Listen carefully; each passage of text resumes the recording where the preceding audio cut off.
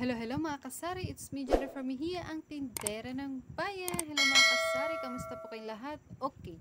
No, pag-usapan po natin ngayon ay ang tumal days. No, kung ano po ang dapat natin gawin kapag tag-tumal. No, matumal ang bentahan. Konti lang yung ating benta. Pag-usapan po natin yan ngayon dito sa aking video. Okay? Kung ano po ang mga dapat nating gawin kapag matumal po ang ating bentahan. Ang tumal days. No, kahit ano pong negosyo mga kasari, dumarating po talaga ang lean season, no? Ito po yung matumal, no? Matumal ang benta, konti lang yung benta, konti lang yung bumibili, konti lang yung tao, konti lang yung ating customer, no? Normal po yan mga kasari, so wag po tayo masyadong may stress, okay? Wag po tayo pakaka-stress kapag matumal po at konti lang yung ating napagbentahan kasi dumarating po talaga tayo sa puntong ganyan, no? Normal po yan sa isang negosyo. Kahit ano po negosyo, dumarating po talaga ang matumal, ang tagtumal, ang tumal days, ang lean season. Okay? Pero hindi naman araw-araw yan. Hindi naman po lagi-lagi. At may mga panahon din naman po na malakas talaga. As in, bentang-benta. No? Kotang-kota. Una-una po, wag po tayong magpapaka-stress kung matumal po ang ating bentahan ngayon. Wag po tayong masyadong problema kasi dumarating po talaga ang isang negosyo sa ganung punto. Okay? So, ang dapat lang po natin gawin, no, kapag matumal po, i-check po natin yung ating item. Kasi 'di ba matumal, wala masyadong bumibili. So, kailangan bantayan po natin yung expiration date ng ating mga produkto. Kailangan lagi po natin i-check yung mga expiration date. So, kailangan wala po tayong maiabot na expired sa ating mga customer. Kung na-check na po natin at meron po tayong nakita na malapit na ma-expired, ilagay na po natin yan sa harapan ng ating tindahan. Okay? Or, i-promo natin. Buy 2 free 1. Diba? Yung mga ganyang strategy. So, kailangan maging creative po tayo kapag matumal or konti lang yung ating benta. Okay? Kung matumal po ang bentahan natin ngayon, bigyan natin ng solusyon. No, wag na po tayong papaka-stress dahil sa problema na 'yun, no? Kasi dadaan meron mga ganitong pagkakataon na matumal. So kailangan labanan lang natin 'yan at wag po tayong papaka-stress. Mas isipan po natin ng solusyon. Okay, gawa natin ng paraan. Katulad po ngayon na medyo mainit, no? So isipan natin ng paraan kung ano ba yung magiging mabenta kapag tag-init, no? Kung ano yung kailangan ng tao para malamigan yung kanilang pakiramdam. So, gumawa tayo ng ice candy. Bayan. Gumawa tayo ng solusyon sa bawat problema na kung ano man yung dadaan or mararanasan natin. 'Di ba? Kung ano man problema yan, laging bigyan natin ng solusyon. Huwag po natin patungan ng problema yung isang problema.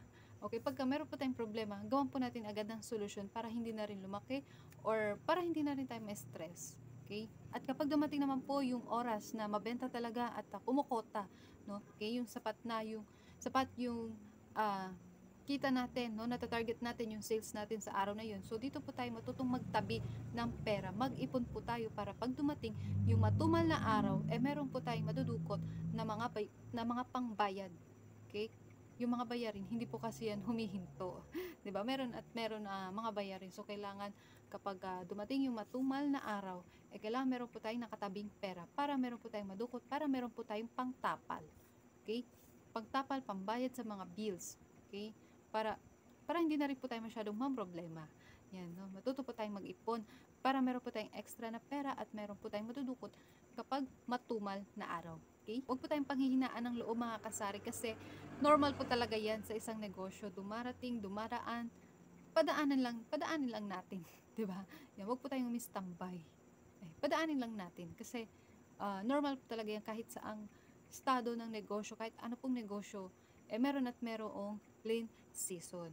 Okay? Pero pagka peak season naman po, yung kotang-kota, maraming pera yung tao, ayan, no? Masaya-masaya naman tayo. So, dito na po yung time na makakapagtabi po tayo ng pera. Pwede nyo rin po itry yung ganito, mga kasari, yung pagbablog. Okay? Pagbibideo. No? Gawin din po natin tong libangan.